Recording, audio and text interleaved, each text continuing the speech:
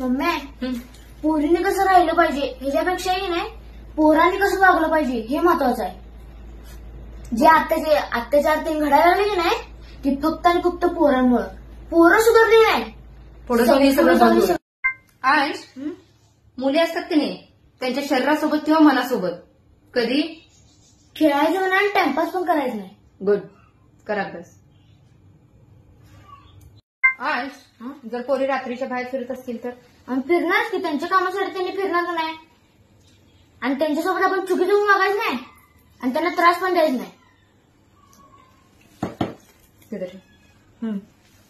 समज तुझा एखादा मित्र तुला पोरींबद्दल उलटसुलट शिकवायला लागला तर काय नाही 60 करून कानाखाली वाजवणार. पोरींबद्दल मी असलं खपून घेणार नाही.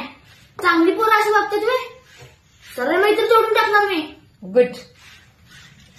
पोरगी तुला बाहेर बारके बारके कपडे घालून फिरताना दिसली तर काय नाही मी गप मान खाली घालणार आणि निघून जाणार तिथं. नाही डोळं फाडून बघत बसशील. नाही तसं काय केला गेलास ना डोळं काढून हातात घेऊन तिथं येऊन. रात्रीच्या वेळेला एखादी पोरगी घरी जाताना तुला दिसली आणि ती घाबरली असं वाटलं तर काय करशील? काय नाही मी त्या दिदीला सांगेन तुम्ही पुढे वा मी हाय मागं.